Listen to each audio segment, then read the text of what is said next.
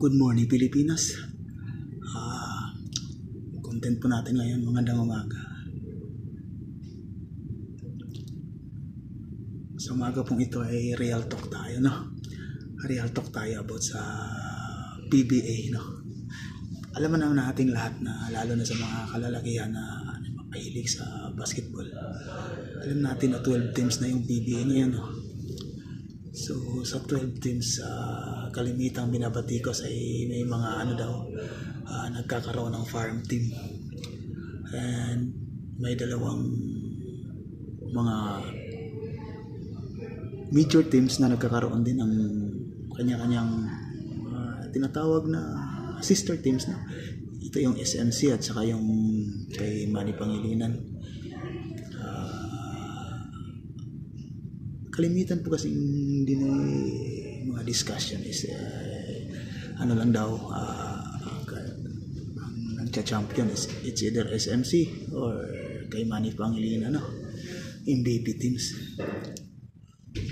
Hindi naman natin talaga masisisi ang mga tao, no? Kasi yun naman talaga ang nangyayari. Real talk lang po, nagkakaroon ng mga expansion teams, kaya nga naging 12 teams Kasi dinagdagan, no? Naging 12 teams na. Dati 10 lang yan. Pero ang nangyayari kasi, hindi natin masisisi ang mga tao. Parang kinukonsidera lang nila na farm team. Farm team, bakit? Napapansin kasi na parang may mga teams na ayaw ng panalo. Parang hindi naghahabol ng panalo, no? Tsaka pag sinasabi kasi yung farm team, ito daw yung mga teams na nakakuha ng mga first pick, second overall pick pag tuwing rough season. Tsaka napapansin natin, hindi mananatili yung mga first pick, second pick, third pick sa team na yun. Hindi mananatili, magkakaroon lang ng mga ilang kontrata. At saka nalilipat sa SMC at saka MVP teams. Which is masasabi natin parang tama naman ang mga tao, mga netizens na Pilipinas, tama naman. Kasi natitrade. Syempre naman, yung first pick, magaling talaga yan. So natitrade, napupunta sa SMC or sa MVP teams. So mas lalong lumalakas yung dalawang giant teams, giant corporations sa PBA. Mas lalong lumalakas. Yung iba nga, yung isang team nga dyan, kinukuha yung superstar sa kabila. Tapos ibabangko lang din naman. Ano bang nangyayari? Ayaw nilang magkaroon ng superstar yung ibang team. At saka para lang mahinto yun ay iba-buy out or kukuha ng trade.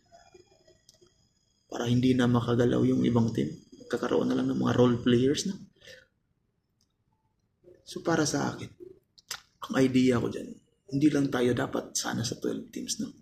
Dapat gawin natin 16. Bakit nakaya ng MPBL na magkaroon ng maraming teams?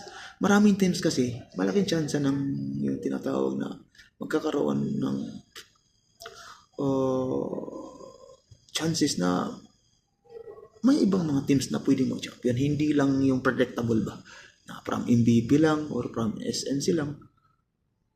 So, aside from dun, magkakaroon ng gana yung mga tao na manood. Kasi talaga namang nakakaboring na kasi parang napipredict mo na ba? Ito yung mag-champion sa kabila. Sa kabilang mag-champion. Tulad ngayon, wala nang height limit yung mga imports, no? Kaya nga si Bulbul andyan sa TNT. Dati kasi may height limit. So ngayon wala na. So good for that. Nagkakaroon na yung mga fans na ng interest na manood. Lalaki yung kita. Okay, tapos dapat kasi may team expansion, magdadagdag ng team doon. Para mas may competition talagang masasabi. Nagagawa nga ng Japan yung B-League. Gagawa ng Taiwan. Oo, di ba? Ano pa mga liga dyan sa Asia?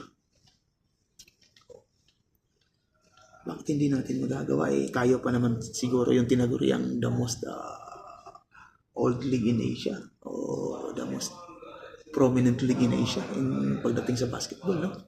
Sana mapapanatili natin yung reputasyon na yun. Sana marinig ng mga namumuno, ma-address din yung concern ng mga fans. Kasi tayo ay ball is life eh. Hindi naman natin may pagkakait yung ball is life. Kaso lang nagkakaroon kasi ng mga ups and downs dahil din sa mga nangyayari.